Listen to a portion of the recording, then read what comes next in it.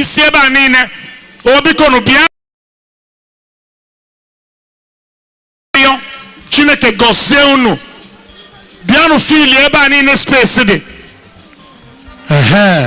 Ndị Anambra steeti nwere ọda. Igbo nwere ọda. Ndị Igbo nwere ọda. Igbo nwere ọda. Echebere ka akụwagodo ọkpọ. Oh, this is sweet. Biko ana m anabata Chief Tony Nwabona also Nzezuo na Nise, President General of Nise Community. Chief Tony Nwabona ana m ekene gị na-asị gị nnekwu nnọọ. Also Nzezuo biko dị eche daalụ. Ana m anabatakwa His Majesty Igwe Chidubem. Na wow, ka esi etu anye m. Hey!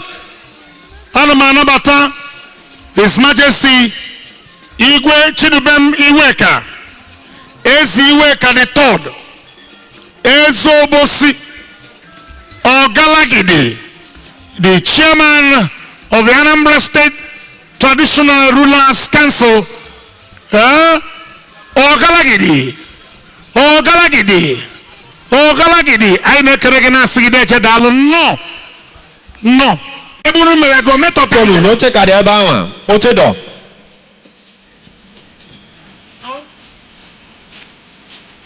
Dr. Tochukwu Obiade. Doc, biko biagodu.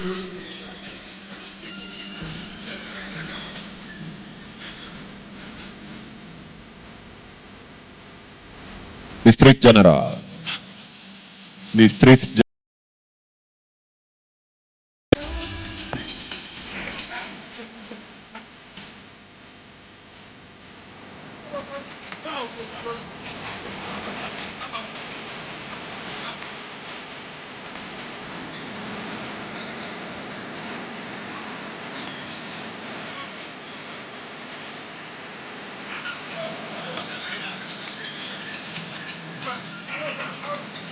Alusin mili fitoka no nobo. Na mu ngala.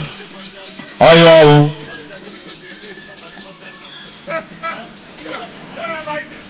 Na aguba agude yo kai mana aguba be. Alusin mili anye fulo. Epete. Ema kera.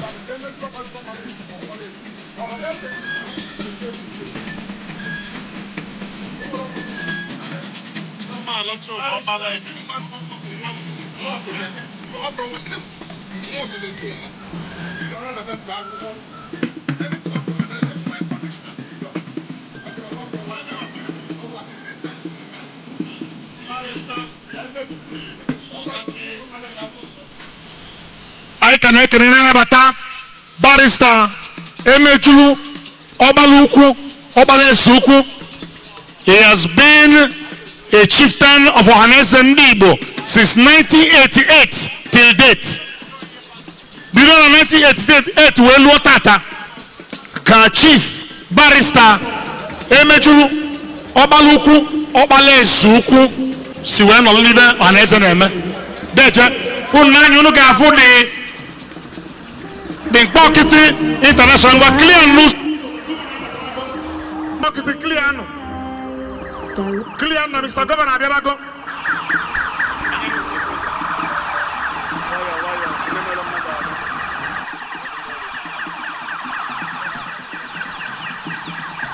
Biko see what a live program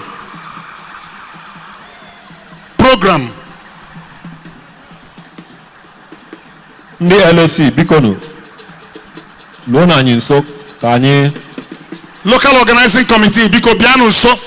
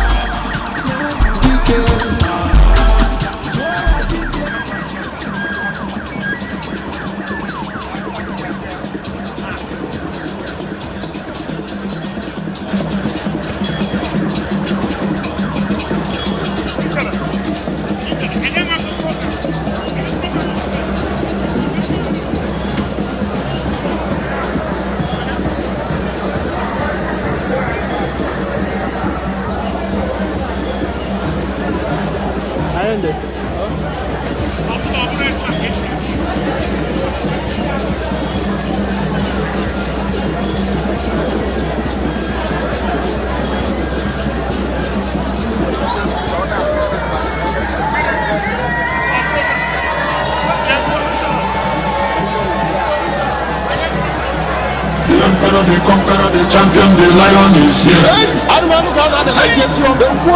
Sobu,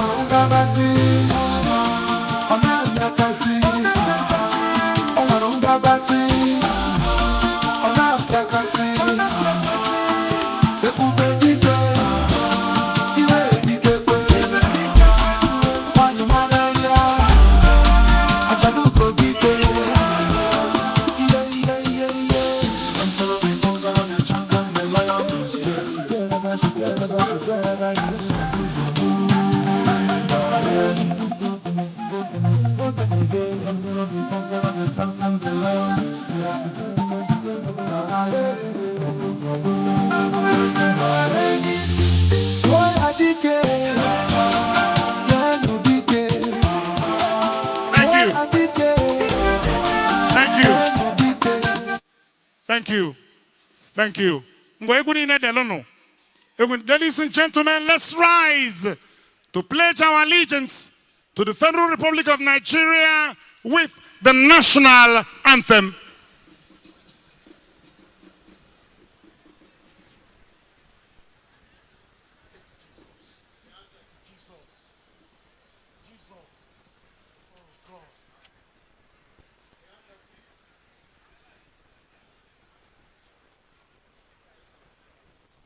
Ladies and gentlemen, 1, 2, 3, go.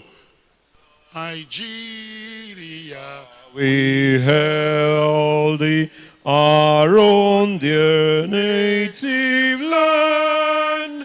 Though tribe and tongue may differ, Nigeria, we hail thee, our own dear native land. Tribe and tongue may differ, in brotherhood we stand. Nigerians old and proud to serve our sovereign fatherland. Thank you. I get Genona Ife Basale Bele. I get Bele, I Kagapon or Topicono, Kai will eat Kwokunye.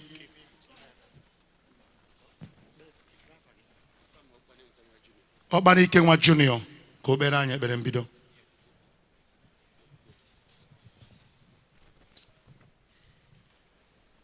Eze Chukwu Obiligwe, anyị na-ayọ gị omemma mma juru arụ, ikere ụwa ka ihe niile ya n'ime, wee ka anyị dịka agbụrụ ndị Igbo anyị wuru Igbo n'elu ụwa. Taa anyị gbakọbara ka isi chọọ ka Igbo wee ṅomie onwe ha,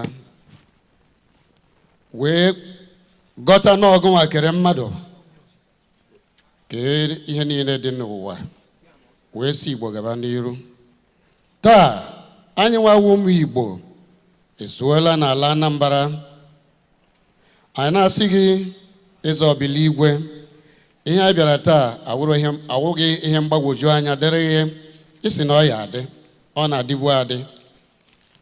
Anyị na-ayọ gị biko Eze Okike, wezugara anyị ndị ọjọọ, wezugara anyị ndị ụchụ, wezugara anyị ndị iru Igbo, gọzie ala Igbo, gọzie ala Anambra. Leenụ aka na-achị Anambra, onye ukwu gị nwa tinyere ya, ị ga-agọzie gọzie aka ọlụ ya, maka na isi na mgbe ndị ọma nọ n'ọchịchị obodo na-enwe aṅụrị, Anambra na-enwe aṅụrị taa. Anyị na-asị gị biko, ihe anyị bịara taa ọ ga-aga na nzu, iru anyị ga-awụ na nzu, azụ anyị na nzu, aka nri nzu, aka ekpe nzu, ihe niile nzu nzu. Anyị arịọ gị site n'aha nke Nna na nke Ọkpara na nke Mmụọ Nsọ. Amen. Brodalụ biko ebute ọjị National Lands Council eziwe ka dị tọd Ọgalagidi ka o kwuo ife ga-eme maka ọjị ọsịsọ buga na ọjị.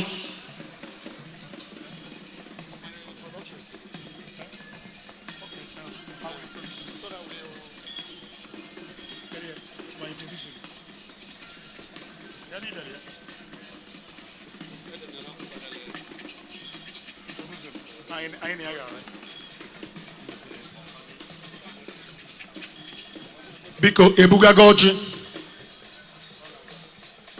Yes, kana akwado mmemme ọjị. It is important na anyị maala na onye duru anyị na-ekpere kịta bụ Nze Okpani Nkama Junior, former DM Unity FM Abakaliki.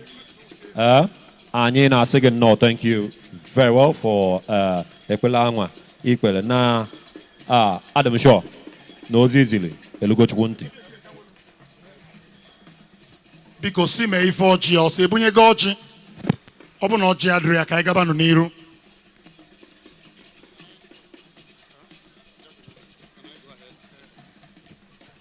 Biko na ụmụnne m, anyị na-eche ka ọjị bịa. Ihe awụ Igbo Day, o nwere usoro dị iche iche. Ihe kpatara eji si ndị mmụọ bịataba kịta bụ ka ihe niile wee hazie. Kịta ihe niile na-ahazizi. Anyị ga-asị ndị na-eti mmanwụ niile nweenụ ndidi, mmanwụ lakpuo, ndị egwu kwadotenụ ndị a kpọrọ ha abịa. Makita usoro dị ya, ka anyị soro usoro, ka anyị mesịa mmemme ọjị, ka anyị na-eme mmemme ọjị, ka anyị na-afụ na ọtụtụ ndị mmadụ dịka ndị National Executive Committee nke ndị Ohaneze, present and former, ha juru ebe a.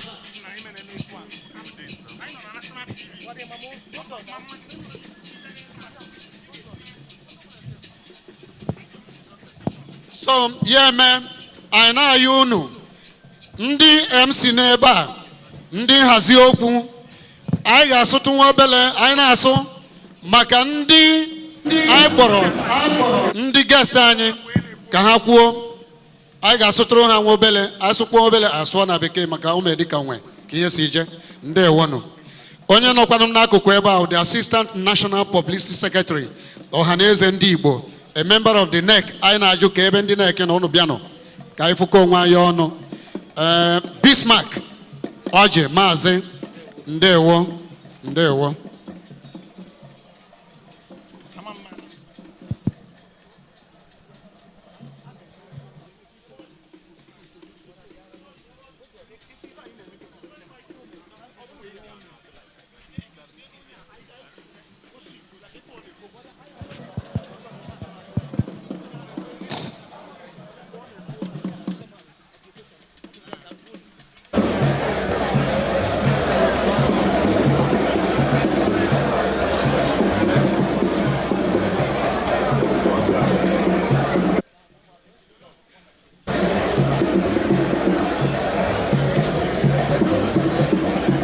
All right.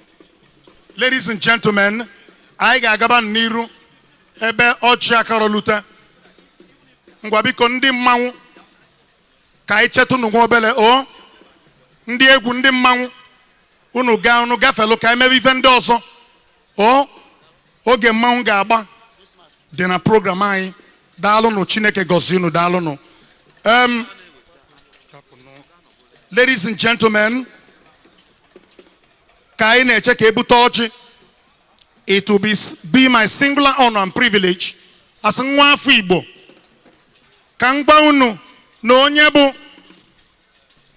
chairman of the occasion bụ distinguished senator Ned Nwoko, mana onye na-anọchi anyị ebe a tata bụ Ogbueshi Godfrey Odogwu, senior special assistant to Senator Ned Nwoko. Anyị na-akpọnyitie kịta ka onye anyị okwu nke mbido nke ga-esi n'aka chairman of the occasion. Biko na-akụlụ na ya aka ka ọ na-agbagote.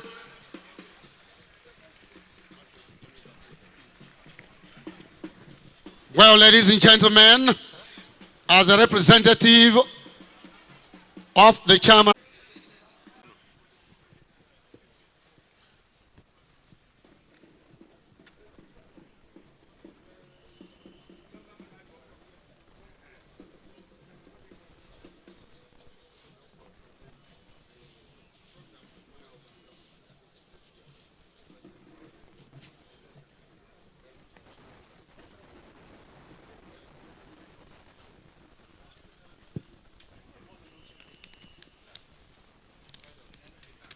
Your Excellency, the Governor of Anambra State, Professor Charles Chukwuma Soludo,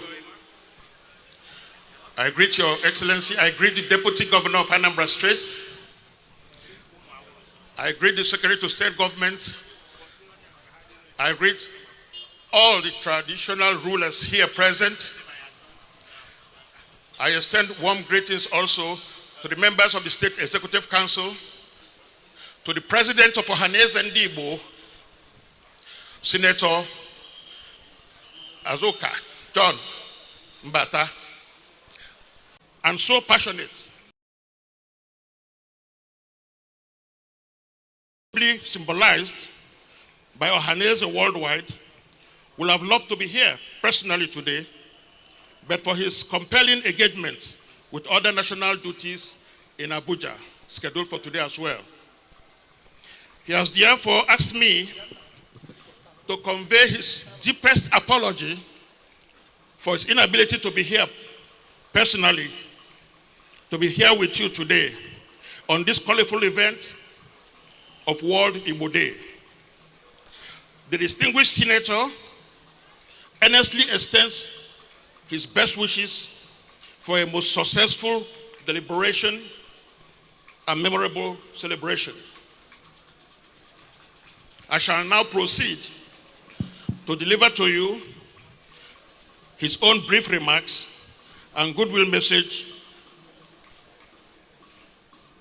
As you know, his distinguished Senator Ned Nwoko is your brother, my principal, and the distinguished senator representing Delta North Senatorial District in the 10th Assembly.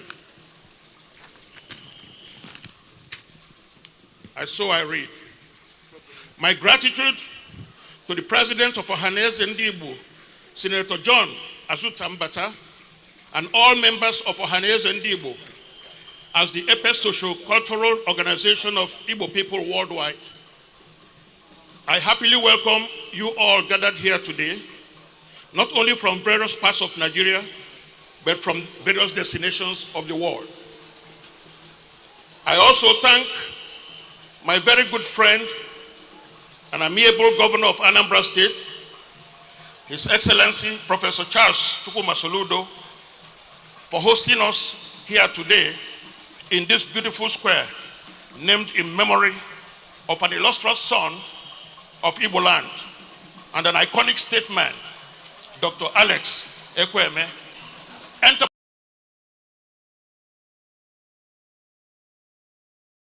and resilience.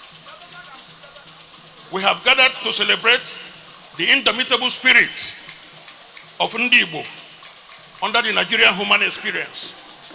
We have gathered to remind ourselves that whether we are loved or loathed by others, we have the right to acknowledge and celebrate our accomplishments and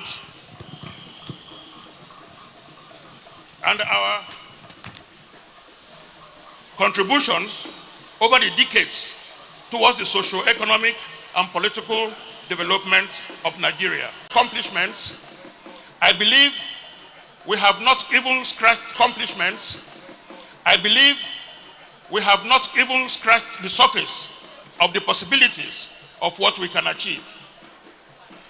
If we are more united in the development, we must stand as our brothers. We must stand as our brother's keeper to lift one another and recognize keeper.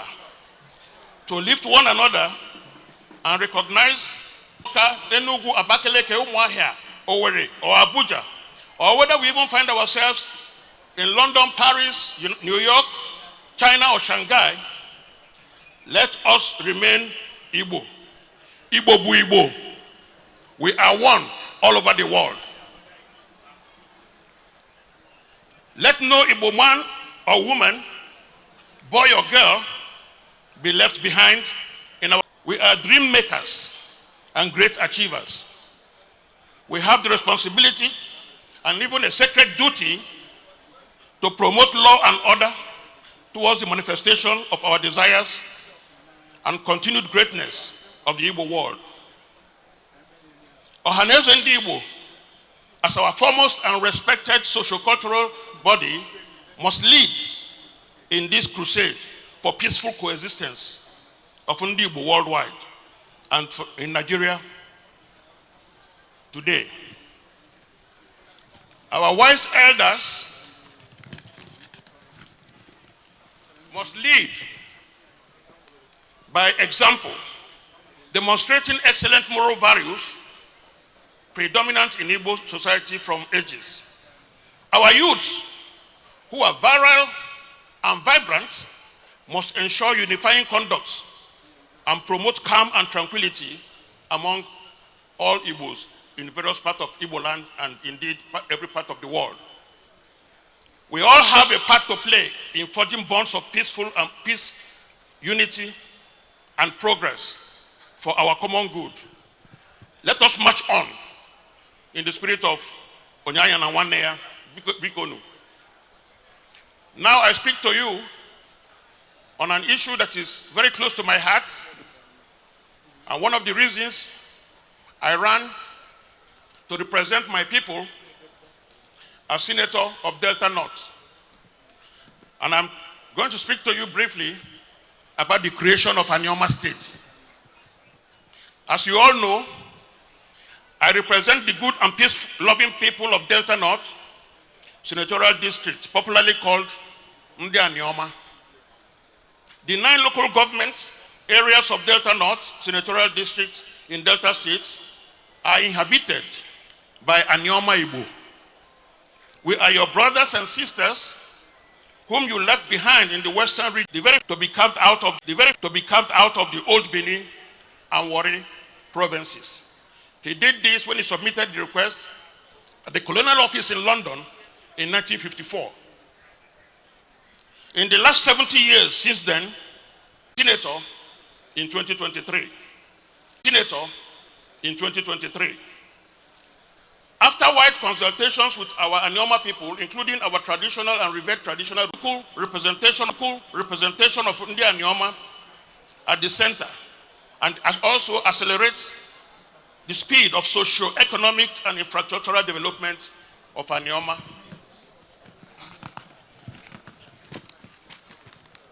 I am happy to inform you, Ndigbo worldwide, that my bill for the creation of Anioma State has since passed through the first and second readings in the Senate. We also made a powerful presentation of our memorandum at both the Senate and House of Representatives public hearings at Ikote Bene and in Enugu just this last July. I am also happy to inform you, my brothers and sisters, that by sheer diligence and firmness of resolve, we have successfully mobilized the support of over 90 senators out of 109 senators of the Federal Republic of Nigeria from all zones in Nigeria who are now supporting the creation of Anioma State. We are now looking forward to the passage of the bill in third reading as soon as the Senate resumes, and then the referendum that will follow. It is therefore in the spirit of Onye Aghana Nwanne that I appeal to you again, to Ohaneze Ndigbo, to the entire Ndigbo worldwide, to rise in one voice and unity and support the creation of Anioma Igbo, to end this 70-year quest, 70-year-old quest for the creation of Anioma State. Let all rise with one voice to say, we are proud to be Igbo, bonded in one destiny and pedigree of greatness.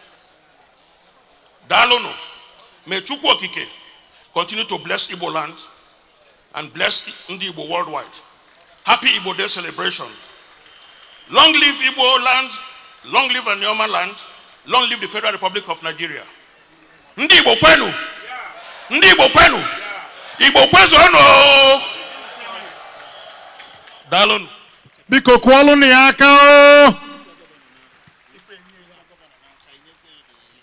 Biko kwalụ ni aka na oboro believe. Distinguished Senator Ned Nwoko. Yes. Ably represented by Obueshi Godfrey Odogu, Senior Special Assistant to the Senator. Dalo.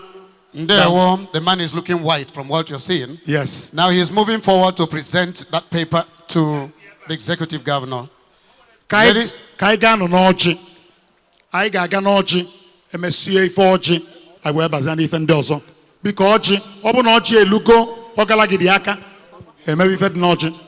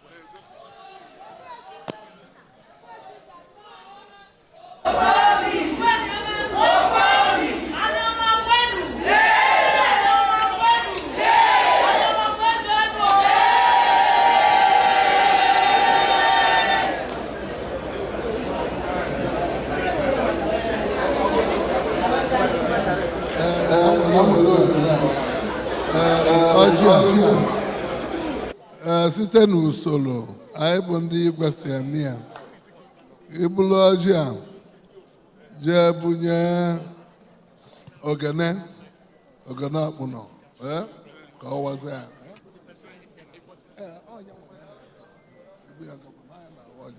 ma bulugodi ọjị a bunyelu gọvanọ anyị ọlụ atụ egwu ka ọ were ọjị ibunyezie ogene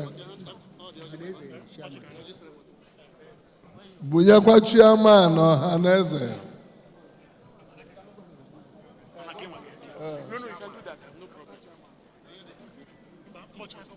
Ebuyago.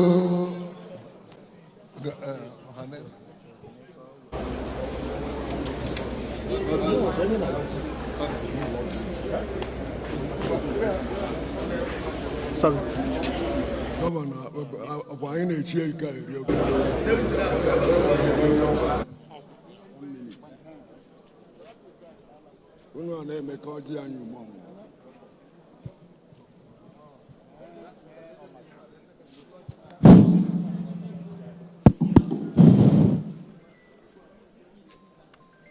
Ndigbo.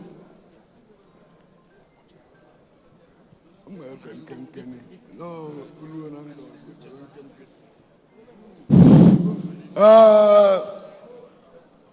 Ohaneze ekene m unu. Ohaneze Ndigbo ekene m unu. Ohaneze Ndigbo ekene m unu. Oji abịakwanụ ka anyị si n'aka na ntị ka anyị wee na-eme ihe anyị na-eme. Anyị na-ekele Chukwu maka ụbọchị taa n'ọkwa ụbọchị ewepụtara.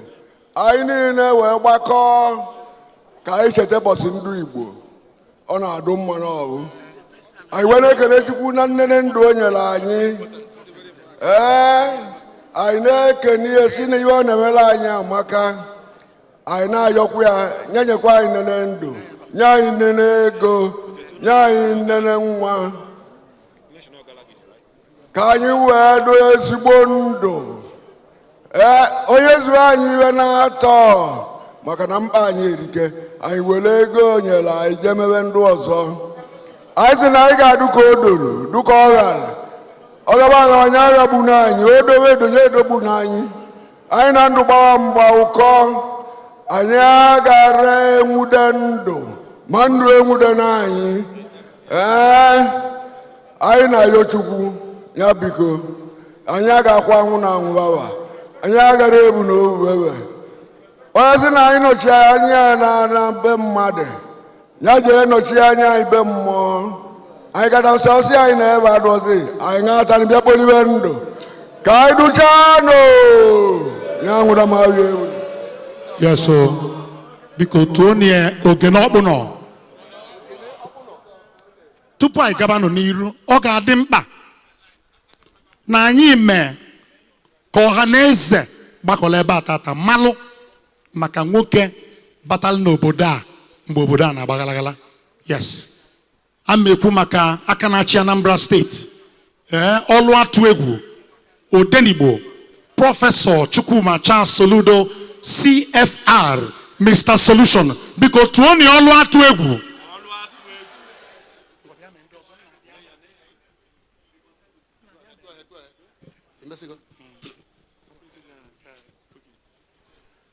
Distinguished ladies and gentlemen, Ndị Igbo, ndị ọma, ndị anyị ji eme ọnụ, ndị Igbo worldwide. Is unavoidably absent as a result of exigencies this afternoon. However, he is represented by another pole positional leader of Ohaneze Ndigbo, and by extension Ndigbo worldwide. I'm talking of no other person than the Deputy President General of Ohaneze Ndigbo worldwide, representing the PG himself, Prince Oke Nwadinobi, Deputy President General. Please, could you give me a round of applause? We also recognize the presence of the Secretary General of Ohaneze Ndigbo worldwide, His Excellency Mr. Emeka Sibudu. Kuporoniaka. We also have our Vice President General, starting from the Vice President General of Ohaneze Ndigbo worldwide, Mbuze Mbauku, Chief Omife, Nwanambra Biko Kuporoniaka Eba. I am the Vice President General of Ohaneze Ndigbo worldwide. Onye na-anọchite anya ndị Ebonyi bụkwa onye bụbụrụ onye isi Ohaneze Ndigbo n'Ebonyi steeti, Dr. Peter Mbam. Biko kọpụkwara anyị aka. Anyị nwekwara n'etiti anyị onye isi ndị Ohaneze, Vice President General Anambra Enugu State bụrụkwa onye isi ndị Ohaneze Ndigbo na Enugu State VPG Professor Fred Eze biko okopụrụ na ya aka anyị nwekwara n'etiti anyị the Vice President General of Ohaneze Ndigbo worldwide representing Imo State Chief John Duru biko okpụkwara na ya aka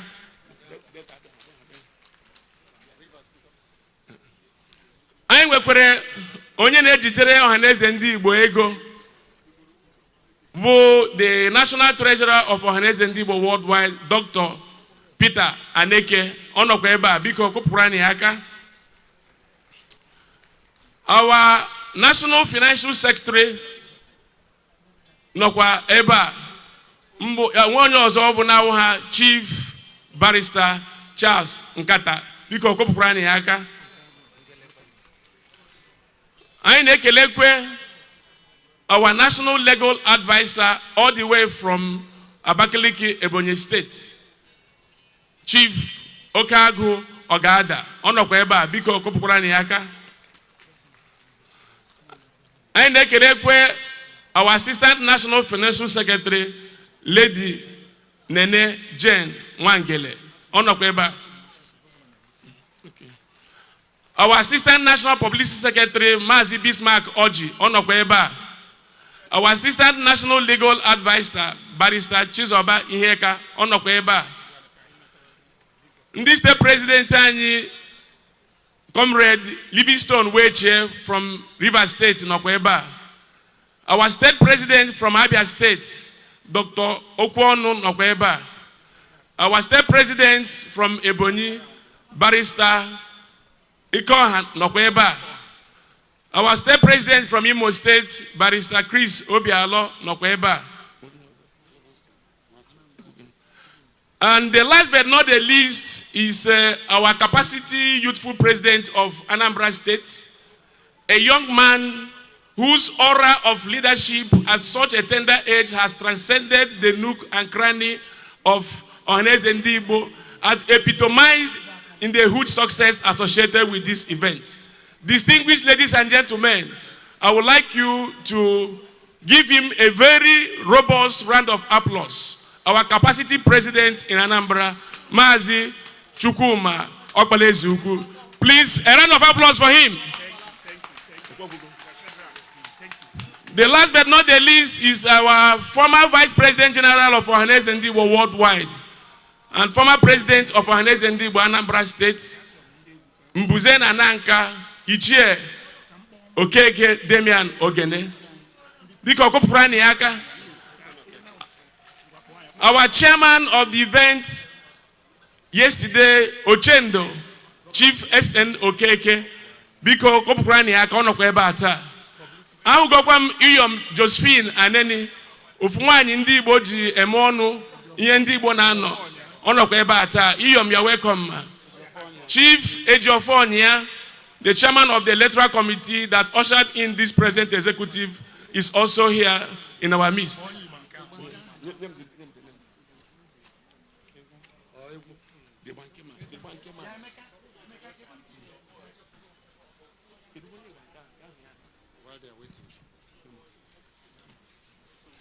Your Excellency, something symbolic is happening in Anambra State today. Something that is unprecedented in the annals of Ohaneze Ndigbo worldwide. In this regard, Your Excellency, in Anambra, the Deputy President General of Ohaneze Ndigbo worldwide, members of NEC, that in our midst, in this historic event, we have the presence of the royal father of our people in Ebanke, Edo State. His Royal Majesty, ably represented by His Royal Majesty, Obi Blessing Ijebwa, Obi Idimde of Ebanke. Please, can you give him a round of applause, please? Biko, Ainekenege, the Publicity Secretary of Ohaneze Ndigbo worldwide. Mana Biko, Kaiba Puyoso, Kaina Batakuo, His Royal Majesty, as Chidubem Iweka, as Iweka the Third, or Galagidi, as Obosi, the chairman of the Anambra State Traditional Rulers Council, Aina Nabatage, Biko, gina ndi igwe ndi ọzọ niile maka ndi igwe jule jubala abala ebe a ndi igwe Anambra State biko nọọnụ ka anyị nabatakwa the members of Anambra State Executive Council here present biko anyị na-asị unu nnọọ wee na-anabatakwa ndị President General of Anambra State communities anyị na-asị unu nnọọ ndị mayors of our local government nọkwa ebe a biko ka anyị chịkọta na etu a maka na ife abịala ebe a tata bụ ife ndị Igbo ka anyị mee nye ọsịsọ onwe ike naba biko nnọọnụ ka Chineke gọzie anyị ncha n'afa Jizọs. Biko onye ndu anyị na Delta State anyị na-akwanyere ya ugwu oge ọbụla anyị na-akpọ ọwa anyị kpọcha ndị ọzọ anyị kpọọ ya Chief Igumbo, the president of Ohaneze Ndigbo in Delta State. Please, he's quite here before us leading the robust and colorful Delta delegation. Chief Igumbo, we appreciate your esteemed presence. Thank you, sir. Okay. If I get Akita, I get me also. So just one traditional dance, I get entertain. Just one. I na bonite Teresa Nora, Egedege, Kobia, Osiso, just 3 minutes. Teresa Nora, Kobia me ungala, just 3 minutes. Kai weke bapuni also kede bono. Kane mi esinye ndi mmadu nni. Let people eat and drink water. Makana ifa ine eme batata aburo belife. Biko kedu Teresa Onora na Egedege International keduva Egedege of Africa kedebe vano.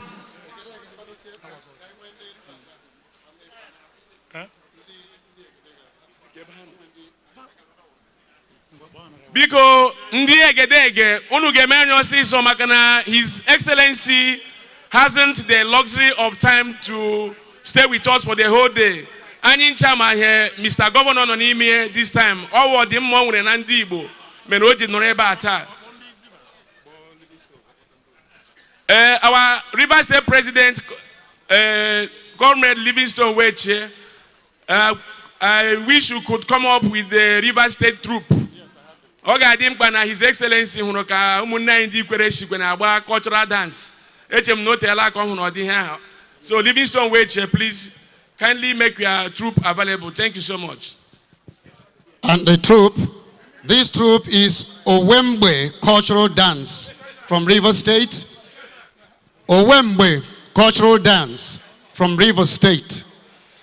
Abiko onye isi kpọrọ ha bịaba ka ilele ka esi agbụ ya. Owembe Cultural Troop.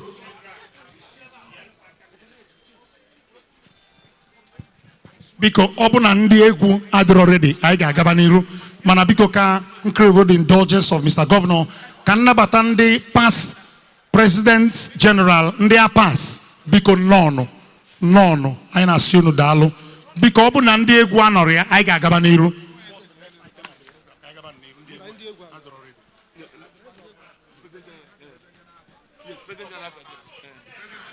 Please, while we are waiting for the troop, in order to align with the convenience of Mr. Governor, I would wish the President General for his address. N'ihi nke ụmụnne na ụmụnna, aga m achọ ịnabata onye nọchitere anya onye ndu anyị taa, ma wụrụkwa onye ndu anyị bụ Senator John Azụtambata. Onye nọchitere anya bụ Prince Okenwa Dinobi, the Deputy President General of Ohaneze Ndigbo worldwide. Onye anyị address of the PG. Biko, kindly give him a round of applause as he comes to mount the stage. A round of applause to the Deputy President General, please. Biko, ka Deputy President General na-abịa, ka anyị nabatakwuo ndị non-indigens in Anambra State, led by their president, Bo Chigozie Nweke. Biko nono, ndị non-indigens nono. Unanyu funa ndị Ohaneze na-achapụ achapụ. Ọ dị ka na-apị aka wee na-eme elect. Can you imagine the size and the beautiful and the beauty or handsome? Mma juru ya ahụ ya niile. As a prince, he's a great prince.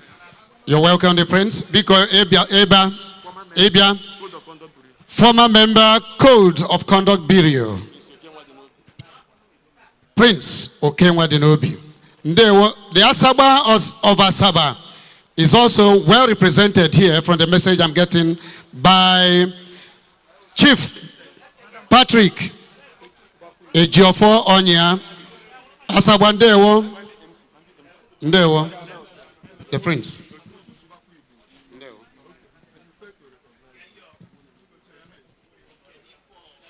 Cha abia kwen unokwa abia kwen Anambra kwen Anioma kwen Ebonyi kwen Enugu kwen Ndị Imo kwen Ndị Rivers kwen Ndị Igbo kwezuo ya no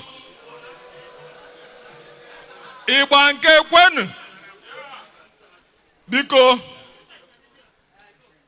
asị ka m were aha ndị Ohaneze niile Ohaneze n'ụwa zuru oke na-ekele Prọfesọ Chukwuma Soludo, Executive Governor, Anambra State. Ana m ekelekwe ndị State Executive Council niile nọ ebe a. Na-ekele ndị House of Assembly. Na-ekelekwe ndị igwe niile, ndị nze na ọzọ. Asị m ka m kelee mmadụ niile nọ nga taa, ndị niile bịaranụ. Ọhịa obi ụtọ ka m ji aha Senator Azụta Mbata President General Ohaneze Ndigbo worldwide na-anabata unu, na-ekele unu. Ọ wụ ezigbo ihe obi ụtọ ka anyị ji na-anabata unu, na-ekele unu na anyị kpọrọ unu oku, unu aza anyị oku. Onye isi anyị wụ Senator Azụta Mbata, ọ ya onye kwesịrị ịnọ na-ekwu okwu a. O nwe otu o si mee, ọ bịakwara n'Awka echi gara aga soro anyị mee mmemme niile anyị mere. Ihe ruo ọtụtụ o nwe ihe daftara anyị mere o ji laghachi Port Harcourt. Anyị na-arịọ unu arịrịọ ka unu ndabata ozi a m na-ezi unu n'aha ya. Biko nke isi mbụ ka anyị kelee Prọfesọ Chukwuma Soludo, onye kwetara anụ ịnabata okwu ndị Ohaneze kpọrọ ndị Igbo n'ụwa niile. Ọ dị nọ nga dịkwa ndị nọ ebe dị anya n'ụwa gbara zuru oke na-eke ihe dum anyị na-ekwu taa. Prọfesọ Chukwuma Soludo, Gọvanọ Anambra State. Ndị Ohaneze sị m nye gị ezigbo ekele otu isi kweta ka anyị bịa Awka bịa mee mmemme a. Ememme anyị bịara ime taa ọ bụghị ememme ịgba oke egwu, ọ bụghị ememme ịchị ọchị, ọ wụ ememme anyị nwere na kalenda Ohaneze. Ọhịa anyị na-eme kwa afọ 25 gara aga mgbe anyị bidoro ya. September 29th every year kwa afọ anyị na-agbakọta icheta na September 29, 1966 nọ mgbe e gburu ụmụnne anyị na ụmụnne anyị n'ugwu Awụsa na ọgụgụ ana na-agụta. Anyị ahọpụtakwana taa na anyị ga-bịa mee ncheta ndị niile bụ ndị e gburu tutu ọgụ ebido ụmụnne anyị na ụmụnne anyị niile e gburu mgbe a na-alụ ọgụ. Sikwu ya na-echeta ndị niile wụ ndị Igbo gara ndị Igbo ozi, ndị rụrụ ndị Igbo ọrụ. Ọhịa anyị bịara ime taa ka anyị cheta ha, rịọ arịrịọ si Chineke. Okwukwe anyị wụ na anyị ma na ha nọ n'ala eze gị. Anyị asị ka ị nabata mkpụrụ obi ha, ka ha nwee ozu ike, izu ezigbo ike n'ala eze gị, ka ị nabata mkpụrụ obi ha. Anyị nwa ndị dịkwanụ ndụ, anyị na-asị Chineke, ịhụla n'otu Naijiria dị. Ọ bụ eziokwu si ha egburu ndị anyị. Anyị agbaghakwara ha. Anyị asị otu anyị si gbaghakwara ha, ha gbaghakwara anyị. Anyị asị biko, ihe mere anyị mgbe dịtụ anya, anyị asị Chineke biko ọzọ emekwala. Ọkwụnụ kwere ekwe, anyị sị ọzọ emekwala. Ihe anyị kpọpụtara taa wụ our central theme. Biko ekwuola m okwu Igbo ka m asụgharịtụ maka ndị ụmụnne anyị ndị press wụ ndị na-ebu ihe anyị na-eme taa, ka ụwa niile nụ ihe anyị na-ekwu, ghọta ihe anyị na-ekwu. Your Excellency, I would like to appeal that I be allowed to speak in English so that our friends and brothers all over the world will be able to understand what we're saying. Very simply put, we have come here today not in celebration, but in commemoration of a day that we have set aside in the Ohaneze calendar, a day that is very, very significant. Today, 29th September, we have come together to remember our brothers and sisters who were brutally murdered in 1966, on September 29th, 1966, in very high numbers. We have also come to remember all those who were murdered in similar circumstances before the Nigerian Civil War. We've also come together to remember our brothers and sisters who in our defense paid the supreme sacrifice and died so that we may live. In addition, we have also come to commemorate and say thank you, God Almighty, to our heroes and heroines past. Those who labored and gave us a name as Ndigbo. We remain proud of them. And we're looking forward to new heroes. Those that are alive today and doing special things all over Igbo land. We thank you, God Almighty, and ask you to do more for us, to bring us together. And that's why we have chosen today a theme that commits and compels us to do what is right for each other. We have come here today to tell Ndigbo. Our theme is Ndigbo, Onye Aghana Nwanne. What is it that we're saying? We do not want a desolate Igbo land. We want an Igbo land that will be the destination of choice in Nigeria. Our prayer is that as we stand up for each other, as our brothers' keepers, that we will build an Igbo nation that will be strong, economically strong, an Igbo nation where there will be progress, an Igbo nation where there will be unity, and an Igbo nation where there will be progress. So we call on our people and we say to them that we are working hard and we support a united Nigeria. But we support the Nigeria that cares for all. We do not ask and we do not desire any special treatment. We want to be in the forefront because we have always been in the forefront. We have worked for Nigeria. We have done great things for Nigeria as Ndigbo. And we have them all over. We will have Ndigbo that will continue to hoist the Nigerian flag and make Nigerians proud all over the world. So we thank you all and we say, yes, and we say that as we begin, or I begin to round up, that today is a great day in the lives of Ndigbo. And that next year, just like the governor has laid out the red carpet for us, the governor has supported us in a very big way, that his brother governors all over will do the same for Ndigbo. We, as Ndigbo, thank everyone here today. And as I round up, I know we are all in a hurry. The time is fast spent. But I would like to say, may we all rise for 1 minute silence in remembrance of Ndigbo. Your Excellency, I crave your indulgence to ask that we all rise for a minute's silence in remembrance, in respect of our brothers and sisters who have been called home.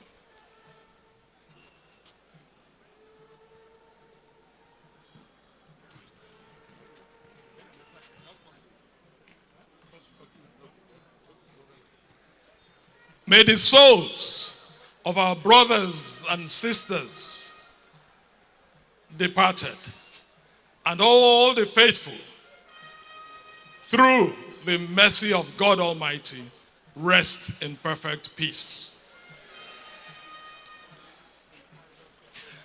Ladies and gentlemen, Your Excellency, as I round up, we as Ndigbo are looking forward to greater years ahead. We know that we have Ndigbo who have been able to show that they are special in every way. It is happening now. It's happening all over us, and we are being made proud daily. And our prayer is that the future will be greater, that our future will be brighter. And one of the messages sent to me by the President General to convey to this special audience is that we, the leaders of Ohaneze Ndigbo worldwide, on behalf of Ndigbo, are saying to the federal government of Nigeria, we are sending a message to the President, Alhaji Bola Ahmed Tinubu. We are requesting for the release of our son, Mazi Nnamdi Kanu.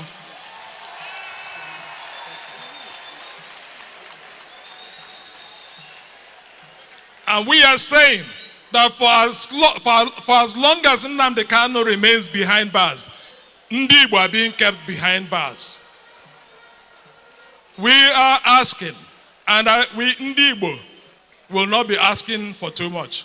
We believe and pray that the President of Nigeria will hear this call today and do the right thing to release Mazi Nnamdi Kanu. Ladies and gentlemen, I say thank you very much, and we look forward to seeing you again next year. We will announce the venue. We thank you, and may God bless you all. Please, a round of applause to the Deputy President General of Ohaneze Ndigbo Worldwide, Prince Okenwa Dinobi, who has spoken the mind of Ndigbo worldwide. Ndigbo neba, ihe okuru, okunu kwadariye. Kamjo yozo, ihe okuru, okunu kwadariye. Okwa ikwetere na release nwanne anyị Nnamdi Kanu. Okwa ikwetere na release Nnamdi Kanu. Thank you. Biko, anyị na-ayọ ajọ ọfịa Nnewi ka ọ na-agagharị n'akụkụ ebe stage ka ọ yala ije n'iru state box. Biko, ka anyị wee nwee ike chịkọta ọ ka ga-emeghe mana na around the stage ka ọ ga na-agagharị ka anyị na-anabata Chief Everest Ozonweke, Coordinator Ohaneze Ndigbo Southwest, then Nze Okpani Nkama, former Secretary Ohaneze Electoral Committee 2025, bika anyị na-ekene unu na-asị ndalụ. Then ụmụnne anyị ndị Rivers, biko 3 minutes, Just 3 minutes. Many and mobile 3 minutes. Oh, Biko, unebunoge. Go ahead.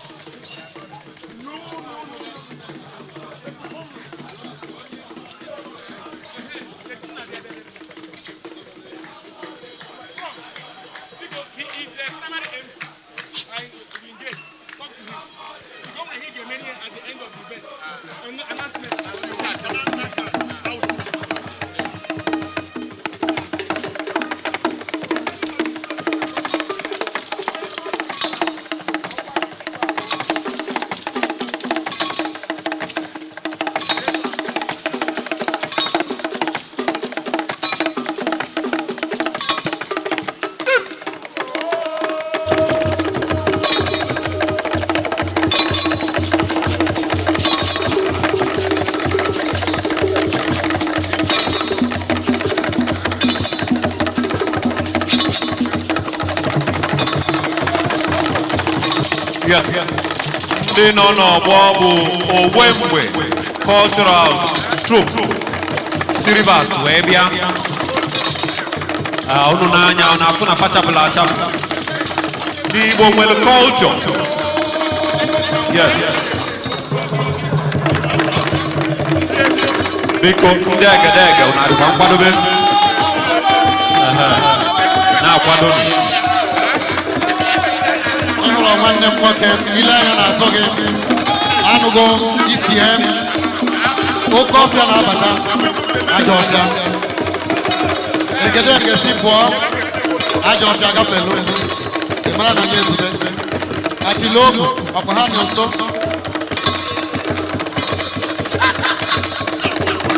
na-akwadoba na mgbakọ ịgba bụ onye anụ n'ife nọ Igbo dị ka Abịa na Anambra steeti.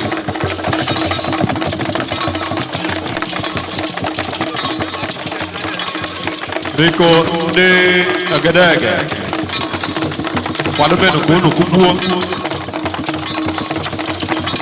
unu n'anya unu afọ ajọ ọfịa Nnewi ka ọ nọ unu n'anya unu afọ ajọ ọfịa Nnewi ka ọ nọkwu n'ọgbọ na-eme nke ya. Igbo nwere ife. Yes, we have a rich culture admired globally, and so anyị kwesịrị ị na-eche oke esi ya. Ngwa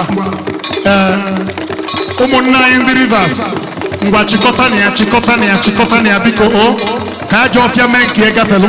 Chịkọtasịa na ya. Thank you. Daalụnụ.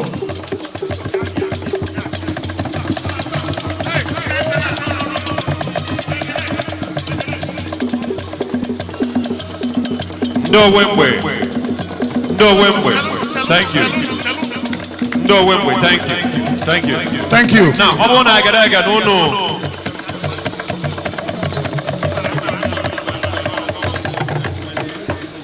ngwa thank you. Kụọrụnụ ndị Rivers aka.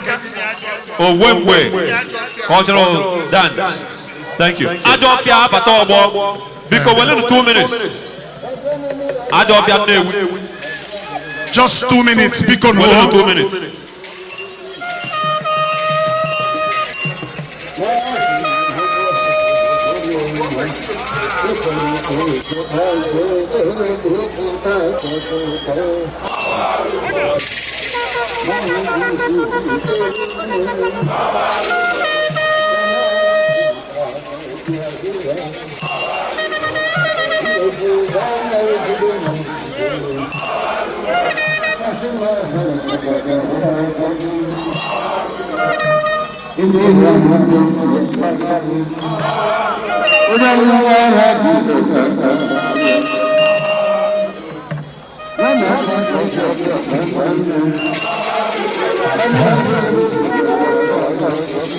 Ajọ ọbịa ga-anọzi ebe ọ nọ.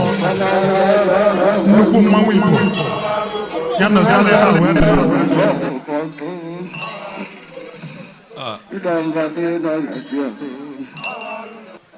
Ajọ ọfịa ga-anọzi ebe a Ajọ ọfịa ị ga-anọzi ebe a wee na-eme ya ka gọvanọ wee na-afụ gị ọfụma na ọlụ atụ egwu na onwe ya dị rooted na ọ dị n'Igbo dị n'oyibo.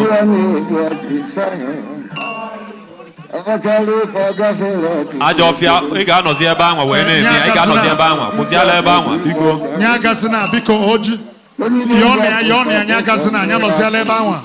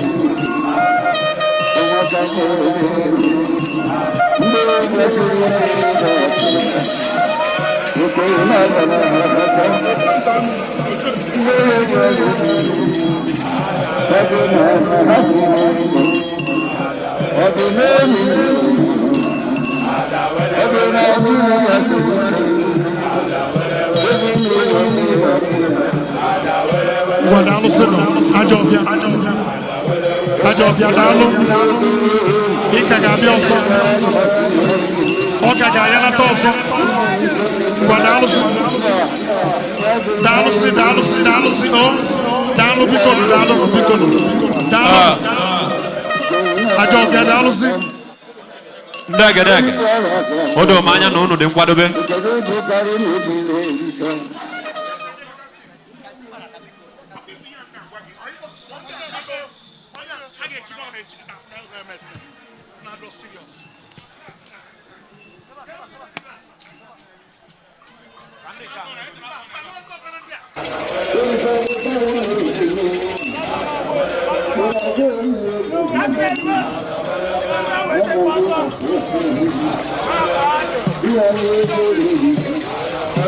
Unu echekwana ebe ajọ ọbịa nọ.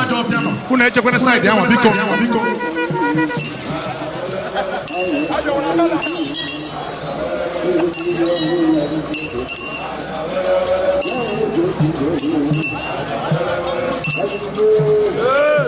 Yes, ndị Anioma dance troupe from Ogwashukwu. Anioma dance troupe from Ogwashukwu. Unu ga-eche.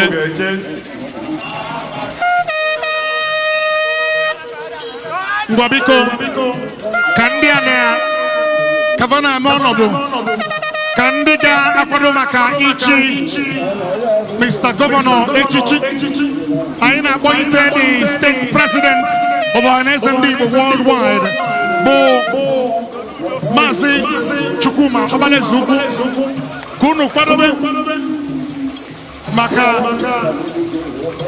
ime Mr. Governor ife unu kwuru ga-emeli ya tata ka emebi ya ọsịsọ n'oge adrọ.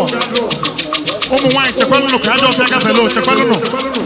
Ndị Anioma dance troupe unu ya echere ka nnukwu mmọnwụ gaa. Ajo fiatre unuku mwamuga.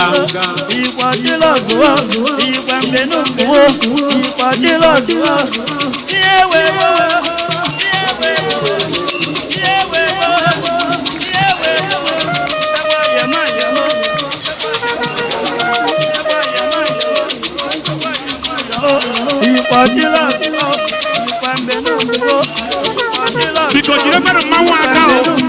You don't better mawa. You don't mawa. You don't mawa.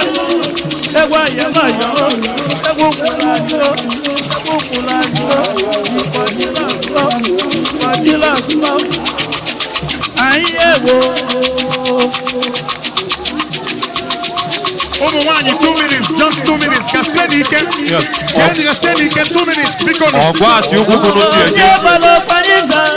Anioma dance through. Unu kwado la kwado. Anioma Igbo. Ma golo asina babu Delta Igbo. Na wonder, we want to Delta Igbo.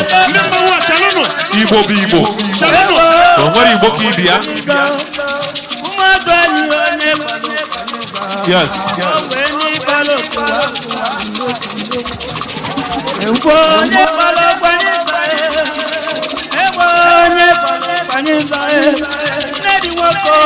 They don't know Anioma downstroke. Fast your boy, Shuku, Webia, then a Delta State.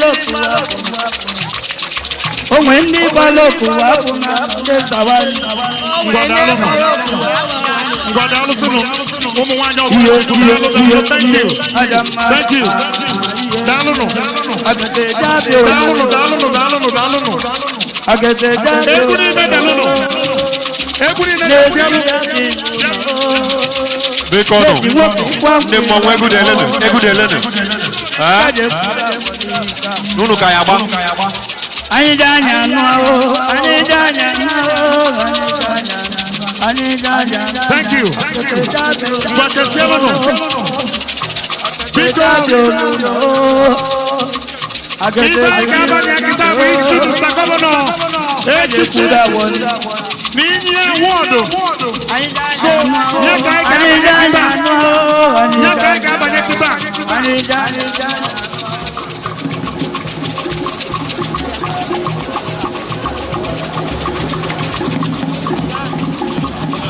Biko mamuni ne chaluno.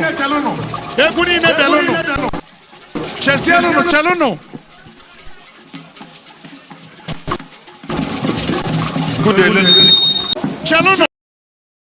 Chaluno.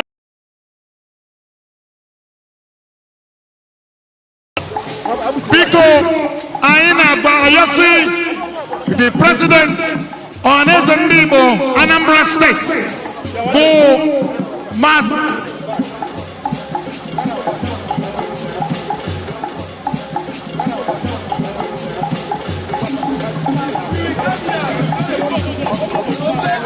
Aina Namataba, the former national chairman of the All Progressives Grand Alliance Awka, Bo Osombo Victor Ike Oye, Osombo Aina saying no.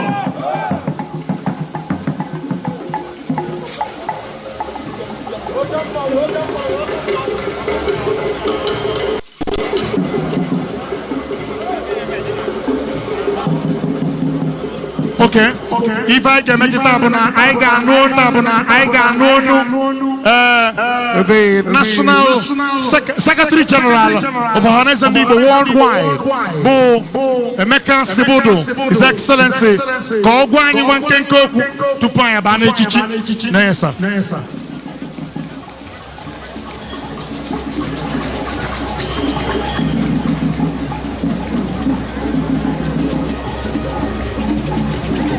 Your Excellency, the Executive Governor of Anambra State, Oluwatu Odenigbo, Biko Gum Denana. Igbo kwenu! Igbo kwenu! Ohaneze!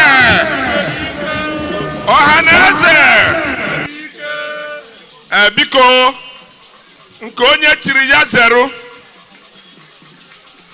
ihe anyị bịa tata dịka onye isi anyị kwuru site n'ọnụ the Deputy President General ọ gwaga anyị ihe anyị ji wee bịa tata anyị akwanyegoro ụmụnne anyị ugwu anyị na-abanyezi na agba nke abụọ unu mana Ohaneze nwere nkeji enwe the national nwee state na every Igbo state otu aka esi wee nwekwa na branches ma n'ugwu Hausa ma na everywhere anyị na-ekene dịka ekenere mbụ gọvanọ Anambra steeti ọrụ atụ egwu Prọfesọ Charles Chukwuma Soludo na nnabata ọ nabatara iji wee kwe ka emee mmemme icheta ihe mere anyị n'oge mbụ na ikene Chineke na steeti ewe Anambra ka a na-eme nke a Anambra State Chapter of Ohaneze hazibere ihe a dịka anyị si eme State Chapter ọwụna na-eme ihe ọwụna ma ọwụ national na-eme ihe ọwụna steeti ọwụna anọ na ya na-eme anyị na-akwanyere ha ugwu dị iche so ka ọ dị kịta ndị national eme na ihe anyị ji wee bịa ebe a tata anyị na-abanyezi na agba nke ọzọ n'ihi nke a oke na ọrụ anyị wụ ndị nọ na national ịkwado steeti chapter ọwụna ihe ọwụna ha na-eme dị in line with the aims and objective of Ohaneze so anyị na-ekene gọvanọ na agbamume o nyere anyị iji wee host through Ohaneze Ndigbo worldwide ọnọdụ nke a na-atụ anya na afọ ọzọ na-abịa gọvanọ ọzọ na South East anyị a ma ọ bụ ụmụnne anyị nọ na ngafe nwekwara ike wegharị ya udo dịrị onye ọbụla. Thank you. Ohaneze Igbo Makano. Yes, Your Excellency, the Executive Governor of Antokol. Afambo Maze Chukwuma Obalezuku, President Ohaneze Ndigbo, Anambra State. Anyị nwa hapụ ndị Anambra nakwazi ndị steeti ndị ọzọ dịka Rivers, Abia, Ebonyi, Anioma, Imo, ma Southwest and the North. Anyị niile ji obi aṅụrị nakwazi afọ ojuju ife gọvanọ anyị megolu nke ịfụrụ anya Anambra from 1992 ekelia has been home for all. Mesia ọbụlụ light of the nation. Mana n'ime mmụọ na eziokwu mgbe anyị ji wee fụ this light of the nation bụ mgbe ọkammụta Chukwuma Charles Soludo ji wee bịa na ọchịchị. Anyị nwa bụ ndị Anambra wee kpọrọ ndị Igbo niile nakwazi ndị eze wee sị na anyị ga-enye nzere nkwanye ugwu nke pụrụ iche. Ife anyị kpọrọ ya bụ ọkụ nyere ife. Igbo otu onye ọkụ nyere ife na ka ndị echichi ndị eze mezuzie ka o si dị n'ọfọ ka echie ya echichi. Ndewonu. Let's go.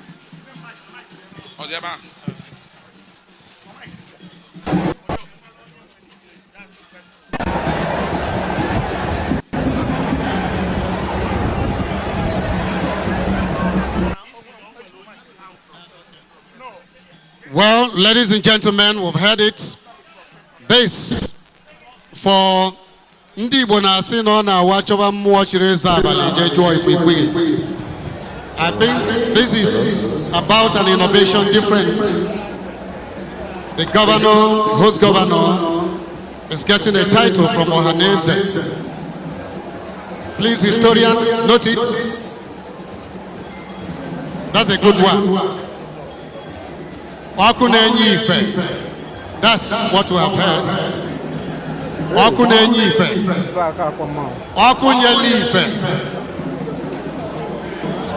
Then if you speak it in broken, can you interpret it? Is it the fire that gives the light, or the light that gives the fire? So all of the above, but whatever it is, Anambra is the light of the nation, and that's symbolic. Very, very symbolic.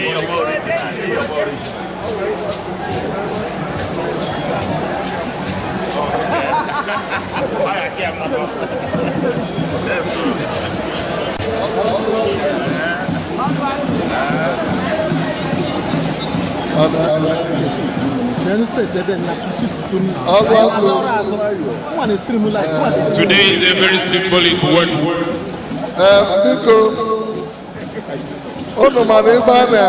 Ndị mmanwụ pause. Ndị mmanwụ pause. Ndị mmanwụ pause ebe a bụ n'ịnọ. Thank you. Daalụ nụ. Biko nụ. Mma amụtazi akụkọ maka ife gọvanọ anyị na-ahụ mee iji wee chọọ ka echie ya echichi atata. Anyị bụ ndị Anambra steeti, Anambra North, Anambra Central, and Anambra South in that order. Ekwukwa m na mma asụ oyibo ncha tata maka na tata bụ ife Igbo a na-eme. Ya bụ na the 3 senatorial zones echighie ọlụatụ egwu maka ọrụ niile ọ na-alụ, ọrụ pụrụ iche. Anyị sị ka anyị gụpụta bịa ịma na chi ga-eji chi ga-abụ. Ọ wee bụrụ na tata ndị Igbo na-eme emume, anyị bụ Igbo niile, Igbo Anambra, Igbo Imo, Igbo niile, Igbo gburugburu, anyị Igbo gburugburu n'ụwa niile, ya nke a na-asị worldwide n'oyibo. Anyị wee sị na tata na anyị ewelukwa ugo ọfụ wee tubekwa ya bụ ọlụ atụ egwu n'isi ya. Otu ọ bụ ife Igbo niile ka a na-eme. Chairman anyị na South East bụ Chief Isi Okeke Ezimo, ọ kwesịrị na ebe a tata mana ọ nwee ka o si dịrị ya, o wee yọọ m si m eze Anambra ka ị nọchite anya m. Ya bụ na ana m anọchite anya ndị Igbo Anambra niile, ndị Igbo South East niile, na ndị Igbo n'ụwa niile gburugburu. Eji m ohere a wee na-ayọ onwe igwe n'ebe a si Rivers steeti wee bịa, igwe si Anioma, igwe Igbanke na-edo nọ n'akụkụ m ebe a. Biko igwe ndị a si ala Igbo ebe dị iche iche wee bịa, biko bịanụ nso ka unu nọdụ. Ndị deputy na-abụ bụ ndị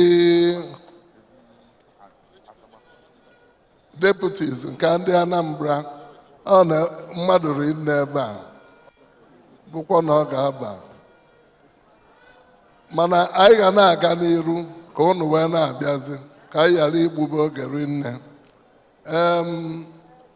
Ọlụ atụ egwu anyị chọrọ inyekwa ya afọ ọzọ tata. Nke a bụzi gburugburu ụwa niile, gburugburu ndị Igbo. Kedu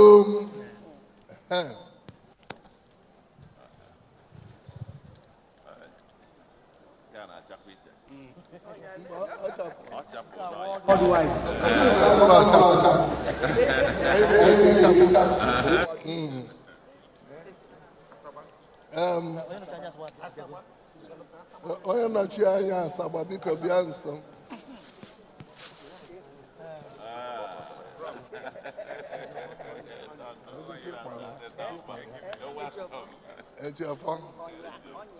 Onye na-anọchite anya Asaba of Asaba, anyị na-asị nnọọ. Igwe Obi of Igbanke in Edo State bụ nwanne anyị, ndị Igbo anyị. Fekunigo kwụrụ ọtọ wee kwue na fa bụ ndị Igbo n'agbanyeghị na fa nọ n'Edo. Anyị na-asị unu nnọọ. Ọ tego unu gụba anyị agụụ ka unu bịa anyị nso. Ya tata bụ nnukwu ụbọchị. Anyị na-asị unu nnọọ. Ọlụ atụ egwu nke anyị na-akpọkwa ya ọlụ atụ egwu ka e wee nyezie nke a. Ka m bụrụgodo ụzọ gbanye ya mgbaaka. Nke aka anyị bido n'aka nri. Ofu, ịbụa, ịtọ. Aka nke ọzọ. Ofu, ịbụa, ịtọ.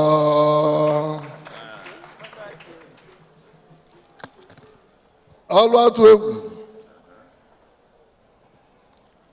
mgbaaka ife onu a ife o gosipụtara n'ala Igbo bụ onye nọ n'isi otu isi nọdụ n'isi. Ife niile a bụ ibu ka ọ bụ, mana otu o si chapụ, Chineke ga-eme ka ya bụ ibu ka ọ dịrị mfe. Anyị bụ ndị Igbo gburugburu n'ụwa niile, ndị igwe niile wee na-asị na ọ ya adịrị mma. Ọ ya adịrị mma mgbe niile mgbe niile. Ngwadebe isi ka m wonye yi nke a. Ofu,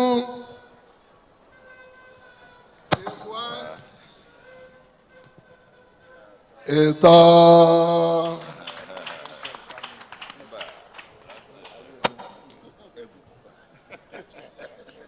Ụfọdụ na-akpọ ife a akupe. A na-eli ya n'afịa, mana tata anyị bụ ndị igwe, anyị Igbo niile, ụwa niile gburugburu, anyị na-enye ya nkucha ka ọ bụ. Eji ekuchapụ ife ka ị na-ekupụ ndị ọjọọ, ka ị na-ekubata ndị ọma. Ọ ya adịrị mma. Ngwa sapụ aka gị. Ofu, ịbụa, ọbịa na ịtọ ọtọ. Ịtọ, kụọrọ dị aka. Kwa aka ebe ọ bụ n'ịnọ.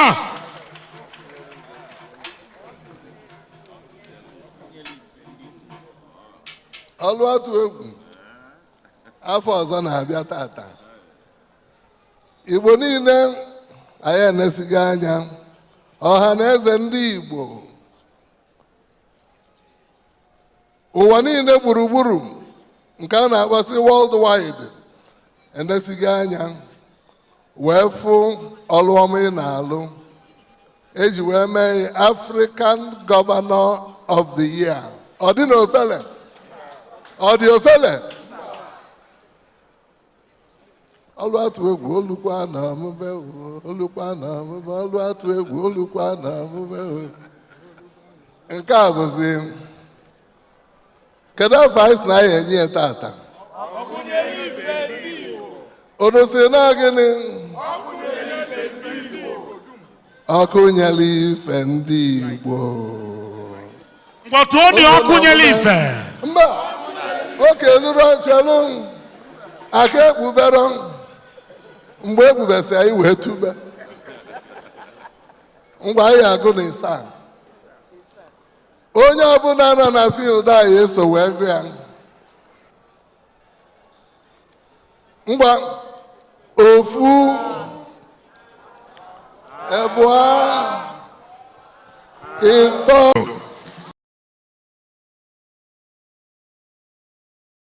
with the power of oratory, a governor that is doing what all his peer groups have been finding difficult to do. Today, the entire Igbo nation, through the Igbo Day celebration, have come together to give him this honor, a meritorious one, not just an excellent one, because he's already His Excellency. So this is a meritorious one. Okunyelife, Anambra State. Okunyelife Igbo niile. Ọrụ atụ egwu na Anambra State. Ezigbo onye ọka mmụta. Nwoke ma asụ bekee. Nwoke ma ekwu okwu. Congratulations, Your Excellency. Ana m ekenekwe the President Ohaneze Ndigbo. Anambra State. Very coordinated, very proactive, and very dogged, perfect gentleman. Mazi Chukwuma Okpalezuko. Monday Diamond na-ekene gị n'ụzọ pụrụ iche maka ịma ife ị na-eme ịgbago mbọ. I can see the mammoth crowd, organic crowd from all walks of life. Mazi Chukwuma Okpalezuko, thank you so much. Thank you so much. You know what you're doing. Thank you so much. Anyị na-ekenekwa ụmụnna anyị ndị na-asụ bịa na mba niile dị iche iche, ndị na-asụ Igbo na Kogi State, ndị na-asụ Igbo na Benue, ndị na-asụ Igbo na Edo State, ma Bayelsa, ma Akwa Ibom, ma Cross River. Anyị kenele unu na agbammbọ niile. Professor Chuck Chukwuma, there is Honora, the international woman. Akune Nyife.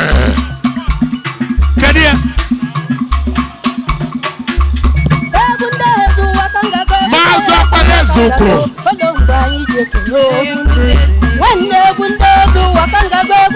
Ladies and gentlemen, may I introduce the golden voice of Ndigbo, Advocacy Mercurial, to give us a wonderful performance.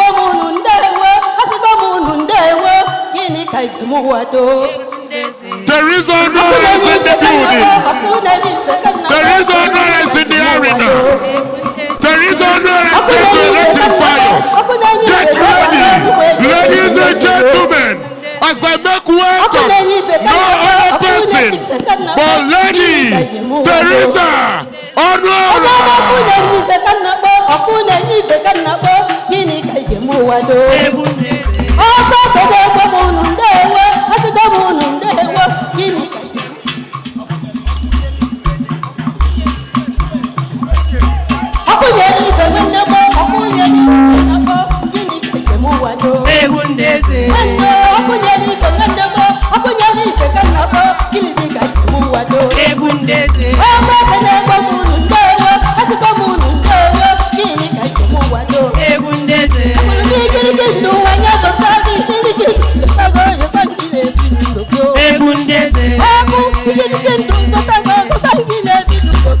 Ladies and gentlemen, there is honor on this stage. There is honor on this stage. The golden voice of the East,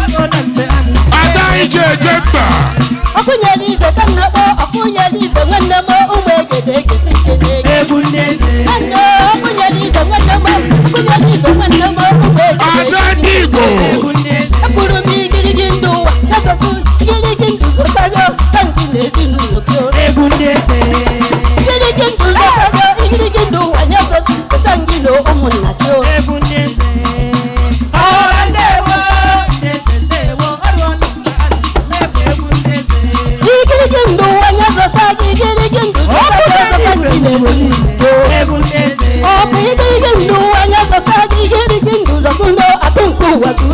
Ekulu manya jikalu wako, ajidu wako, kuwa nambo. Kano abato kukanabo, abato kukanabo, umegede kesikede. Abato kukanabo, umegede kesikede.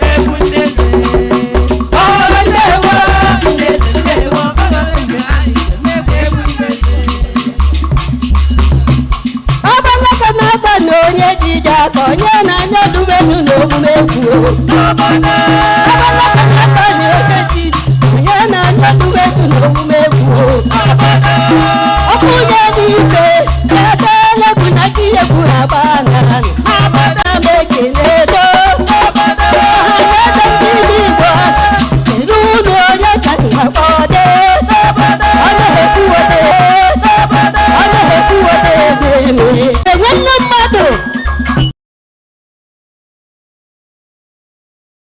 Ohaneze Ndigbo ekele dịrị unu. Agaga. Ije. Ije. Ije. Ije. Ije. Ije. Ije. Ije. Ije. Ije. Ije. Ije.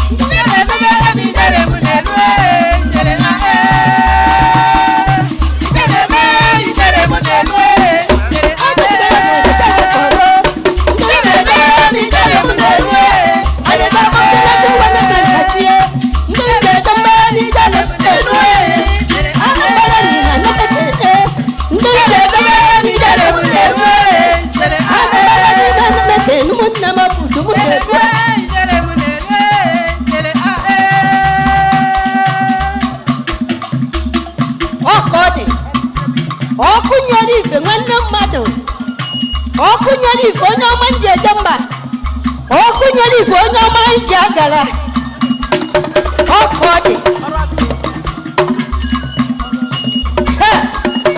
ọrụ atụ egwu nwanne mmadụ ọrụ atụ egwu ọkụ nyere ife Special invitation. ọkụ atụ egwu ọrụ atụ egwu Governor. The professor governor. ọhịa ọ ga-abụ The governor with the power of ọhịa ọ oratory. ga-abụ His Excellency. Professor Chukwuma Chansoludo. ije na-edube ebe ọ bụ na enye Magnificent ga-agba governor. A coordinated governor. afụrụ m gị ịgbara ya Ọkụnyere afụrụ m ife. ebe ịgbara ya afụrụ m ya afụrụ m ya Ọkụnyere ife. ọkụnyere ife ọkụnyere ife afụrụ m gị ebe ịgbara ya ịgbara ya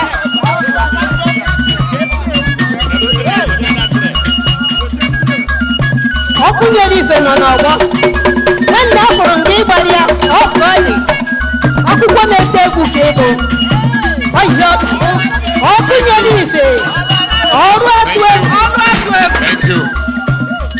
ọkụnyere ife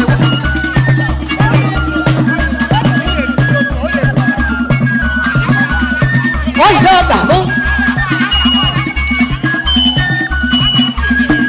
ọkụ ọ dị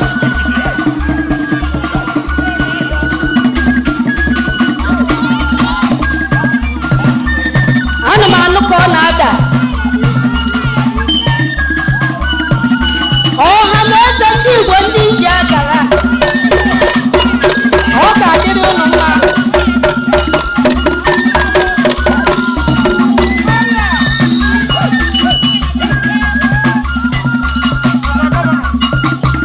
What an electrifying performance. ọhịa ọ ga-abụ From the voice of the East. ọhịa ọ ga-abụ 10 years. otu a ka ọ dị 20 years. ọkụnyere ife nwanne 30 mmadụ years. 40 years and 50 years still standing. ọ ka ọ dị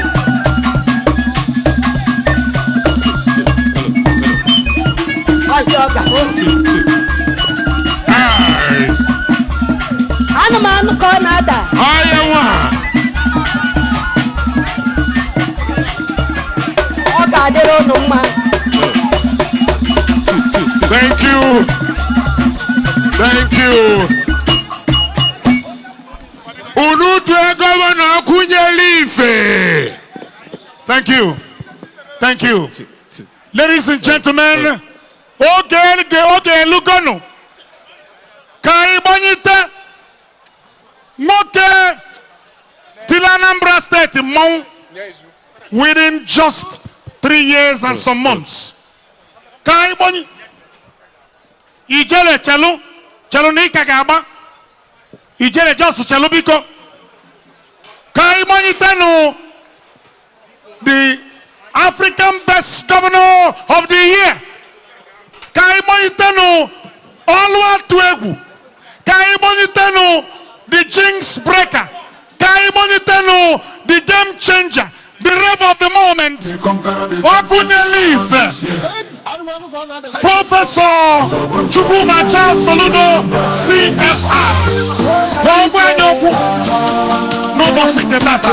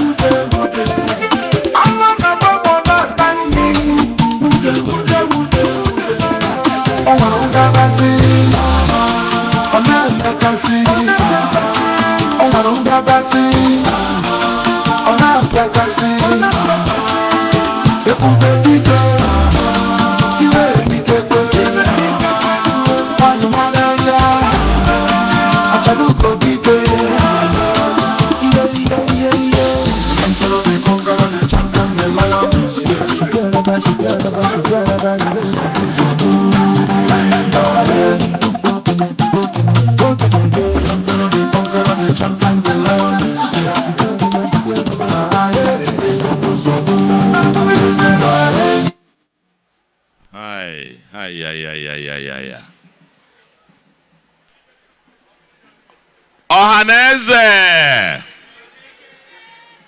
Ohaneze! Ohaneze! Abia kweno! Anambra kweno! Anioma kweno! Ebonyi kweno! Enugu kweno! Imo kweno! Rivers kweno! Igbanka kwezueno! Igbo niile kwezueno! Tata bụ nnukwu ụbọchị. Ndị igwe nọ ekene m unu niile. The national officers of Ohaneze ekene m unu. Ndị president generals, ndị town unions, delegations from the 7 states, plus Igbanka na Edo, none to Anambra State, the light of the nation. Welcome to Anambra State, the light of the nation. Igbo land is here. In all the 8 states where we have significant presence, the delegations from all the 8 states are here. So Asem Council none, welcome, no to Anambra, the light of the nation. Having said that, I think Afasem Nangana Suyan Igbo, Makande Nada Nom Igbo. Otherwise, in Swan son Igbo, Tolly nun inu dinia, Ndeada Nuzio Wendy Nako Walofia. I will come back to the English bit. Nkembo Bekene isi unu no. Nke bua bike no. I had 25th or the 25th anniversary. Igbo Day. Ana tata na Anambra. Wee sị ka nkene ndị na-achị Ohaneze na unu chepụtalia ọmasị unu nọ na Anambra ka a ga-enwe nke arọ a. Wee na-achọ ịsịkwa unu na anyị nwabụ ndị Anambra obi dị anyị ụtọ ịnabata unu na Anambra nọ n'ọzọkwa. Nke ọzọkwa bụ na eziokwu ekwugo na President General Ohaneze Ndigbo n'ụwa niile, Distinguished Senator Mbata, ọ bịala ebe a ụnyaa mana o nwee ka o si wee dapụta n'ụtụtụ a, ụzọ ụtụtụ a, wee nwee ike ịnachighakwa na Rivers. So na anyị na ya nọrọ ebe a mana ọ ka o wee dị mma. Anyị na-asị ya, anyị natala ozi ya, unu mekwuo ezie ya ozi nke ya. Wee na-ekene Ohaneze Ndigbo na ife dịka 25 ka anyị na-eme mmemme a arọ ọbụla iji wee lote ndị nwụrụ anwụ, ndị egburu ma n'oge agha 29th of September arọ ọbụla. Na anyị na-elotefa ndị nwụrụ oge a na ndị niile jegolu Nigeria ozi jelu ndị Igbo ozi nwụgolu anwụ, ka anyị were ụbọchị a na-elotefa ka mkpụrụ obi fazụlụ ike na ndokwa. Ka mkpụrụ obi fazụlụ ike na ndokwa.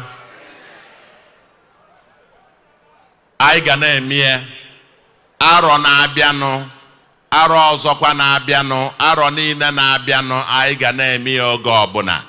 Maka ndị Juu ka ụdị ife a mesịalụ, fa wee sị ọzọ emezina. Never again. Ọ etu ndị Jews wee summarize nkefa. Mana aga m abịa na ya n'oge na-etere aka. Mmekwuta okwu aka tata. Mana aga m summarize ya ka m kwute ya n'oyibo. First, in English, is to say a big welcome to all of you. It's our great honor on behalf of the government and the great people of Anambra State to welcome the whole delegation from the 8 states in which we have significant Igbo presence to Anambra State, the light of the nation. We thank you for deeming it, considering Anambra to be the venue for this year's commemoration. We appreciate it and we welcome you, and we believe you enjoy the Anambra State, which is unarguably one of the safest in the country today. Enjoy our hospitality, get down to the fun city, to the club, enjoy yourself for the day. I don't want you to go today. I learned you were here since yesterday. You had a seminar or so, and then today. I wish you would stay till Wednesday or till the weekend. I look forward to seeing some of you at the fun city over the weekend. So you are welcome. Relax and enjoy Anambra State. That's number 1. 2, thank you for remembering our heroes past, for remembering the dead who died several years ago in the quest for Nigerian nationhood. Every country, every nation has had its own vicissitudes, gone through ups and downs. We actually even had a pogrom and a civil war. And this is to be able to remind all of us that never again, never again. This day should be a reminder to all of us in the Igbo that never again, never again. For those who are craving for war, because many of them who crave for war never saw one, and so they don't know what it looked like. Those who saw war, truly, truly, today, will never ever pray that such a thing shall befall Igbo land again, or befall Nigeria, or befall any nation. So, never again. And may their souls of all the faithful departed, through the mercy of God, rest in peace. But on this occasion, while we say never again, I've heard the wonderful speeches made. I'd rather that we use every 29th of September not only to commemorate the dead, our fallen heroes, but also use it as a day of reflection, deeper reflection. Reflecting on our past, but even more so, reflecting on what the future holds for us. The future for Ani Igbo, for future for Ndi Igbo. We are an itinerant tribe. We are in everybody's village. We are in everybody's village all over the world. It is said that if you go to any village, anywhere in the world, and you don't find an Igbo man, then run away, because there is no money to be made there. If there is money to be made in every village, you'll find an Igbo man at the corner there.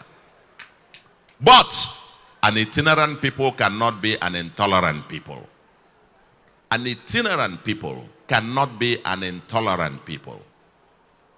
We must realize that our future lies in having a prosperous homeland, but also having the latitude to be able to soar across the length and breadth of the earth. We cannot be confined to one tiny geographic boundary. Our prosperity, longevity, sustainability lies in our ability to be able to exploit all that the entire world can offer. Igbos have a great stake in Nigeria. Igbos need Nigeria. Nigeria needs the Igbos. Igbos need Africa. Africa needs Igbos.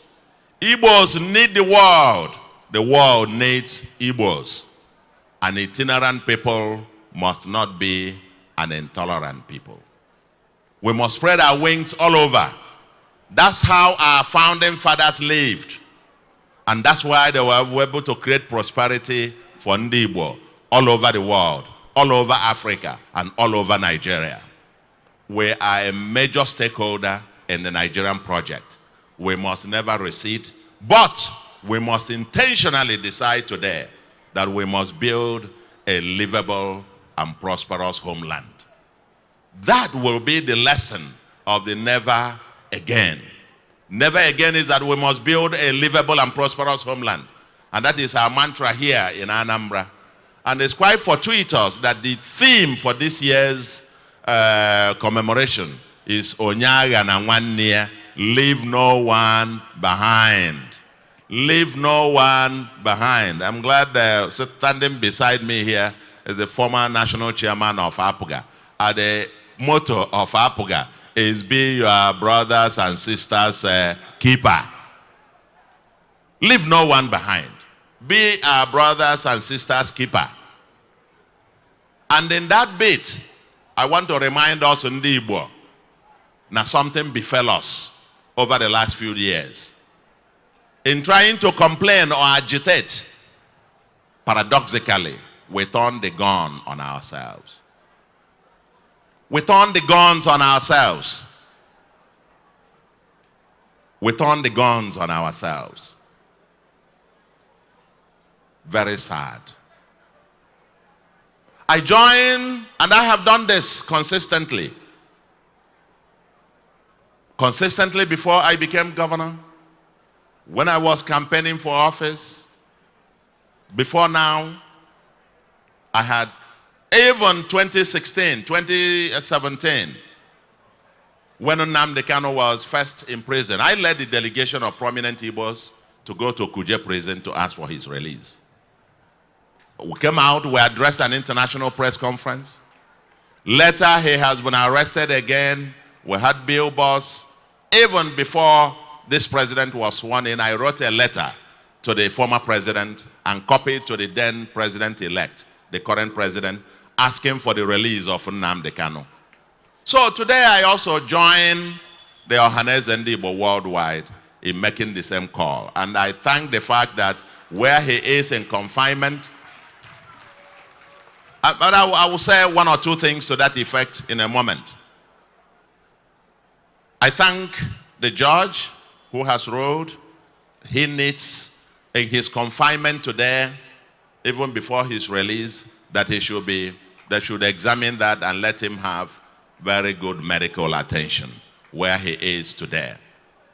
But having said that, I want him to be released so that he can join the rest of us, the stakeholders, because we need to sit around the table and have an important debate about the future of the Igbos. We have an important discussion. Is it the agitation to separate from the rest of Nigeria? I'm not sure. Or is it the agitation to build a prosperous homeland that will become a destination of choice? That is a debate that the Igbos have not had. I said that when I reviewed the book on Biafra by Chude Ofodile in 2016 or 2017. I said so, that the Igbos need to sit down and debate and discuss their future in a very important way. It can't be won by emotions. It's not by heart. We got to win it with our heads. Because something has befallen us, Ndi Igbo. Something dangerous befell us.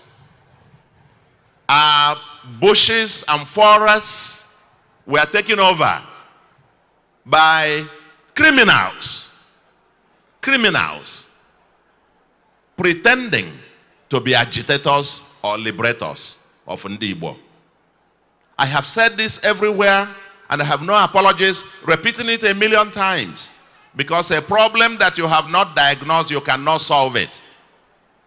Our people went into the bush all pretending that they were agitating for the liberation of Igbo land, but indeed, while indeed they are criminals, kidnappers, kidnapping our people and turning Ani Igbo to become a desolate homeland.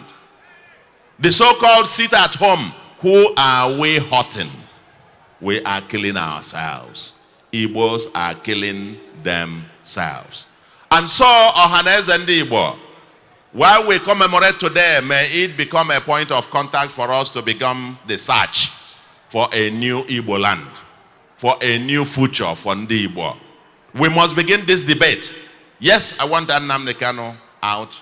And that is that so that he will be around the table together with others so we can have a very genuine and sincere debate about the future of Igbo land and the future of our children and great-great-great-grandchildren. Because the way we have gone is a road to nowhere, where we are turning the guns. I said it severally. If we have arrested 100 persons who are in the bush, killing our people, kidnapping our people, 99.9% of them are Igbos. Igbos are killing Igbos. And so Ohaneze must stand up because we must condemn this. We must condemn the criminals in the bushes. They are not serving Igbos.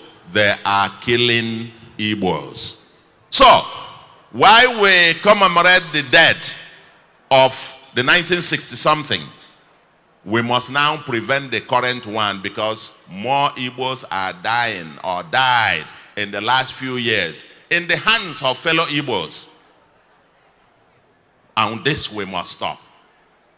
Secondly, we must use this moment to reflect on what I might call a social rebirth. Social and moral rebirth. An Igbo needs bits of cleansing. Ohaneze.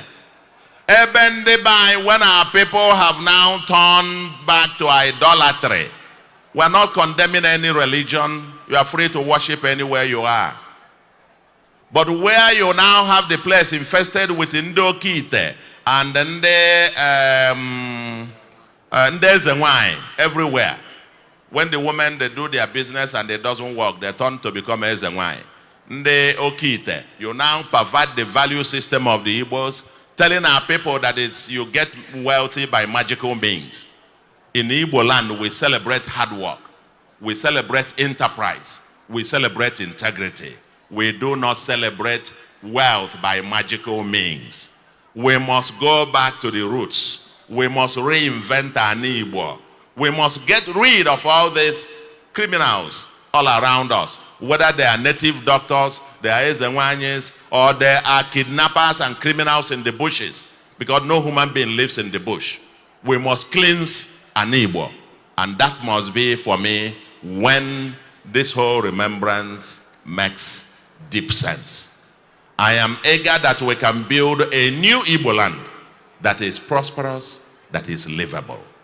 Not one where we ask people, Nwam isi ebe we bute. An Igbo where we go back to celebrate the age-old maxim, na aka jaja na ebute ọnụ mmanụ mmanụ. Uno na anụkwu ife nnekwu? Uno na anụkwu ya? An Igbo ga-adị mma. Ndị eze nwaanyị ga-ana. Ndị oke ite ga-ana. Ndị criminal dibia ga-ana. Kidnappers ga-ana. And anyị ga-ebido kwube ekwu etu an Igbo ga-esi wee dị mma. Etu anyị ga-esi keta oke nke anyị na Nigeria. Etu anyị ga-esi keta oke anyị na Africa. Etu anyị ga-esi keta oke anyị na anụ ụwa niile. That's the journey. And that's the only way we can say never again. And finally, I want to appreciate Ohaneze Ndigbo for this. I mean, this is a big surprise to me. I came here to just deliver, just to say hi and thank you all, welcome you to Anambra and to leave. But came here a surprise one. This award and title and so on. Okunyelu Ife Ndigbo. Nke a dịkwa egwu. Okunyelu Ife. I want to appreciate you. I don't take it for granted. For me, I'm humbled by this. And it's a call to do more. It's a call for us to work. And every day, the rest of my life, I work very hard. Continue to work hard for Anambra. Continue to work hard for Igbo. Continue to work hard for United Federal Republic of Nigeria. This is my commitment for the rest of my life. I'm a Pan-Africanist, and I will die as one. So I want to appreciate you for this rare honor. We'll get to work.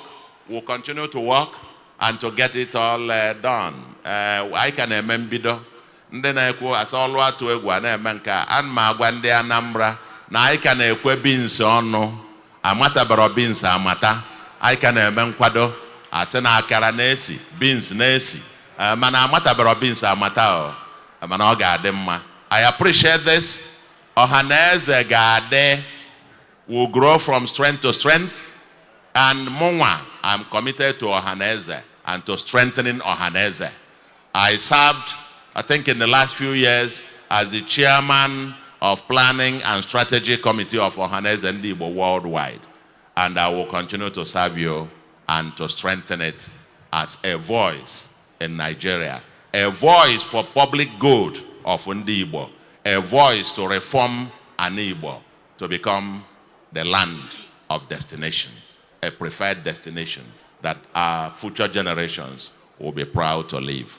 I want to thank all of you, appreciate you, and wish you all safe trips back to your various destinations.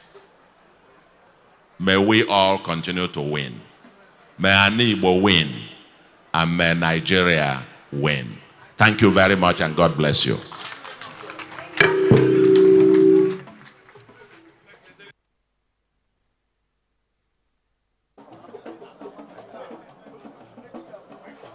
Hello. Tony Okunyelife. Yes, so. Biko, the non-indigens in Anambra State, comprising Mandi Yoruba, Mandi Hausa, Mandi TV, Mandi Efik, Fanchani ne Mandi Jo, Fakunasi, Mr. Governor, Navana Akwadie, led by their president. Yes, Bo Comrade Chigo Siemweke.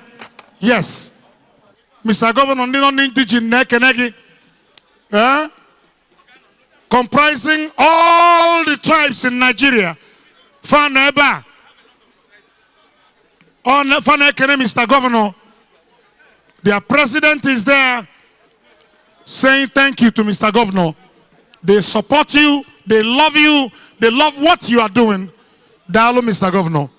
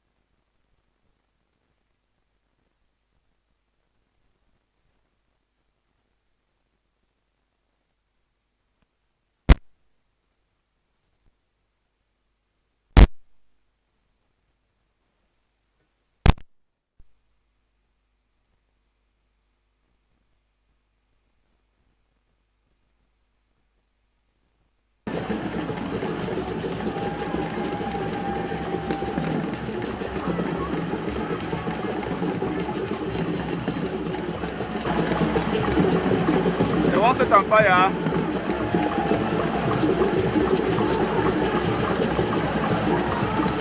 I'll see by you, Uncle.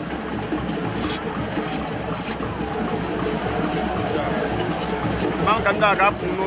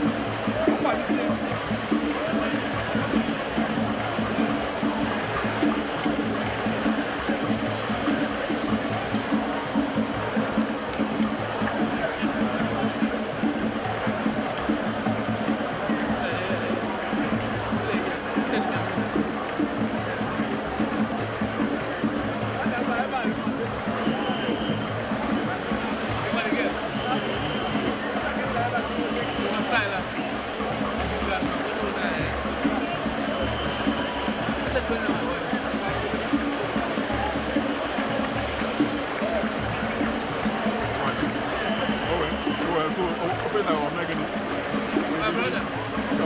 Onye ọsọkwa. Onye onye ame.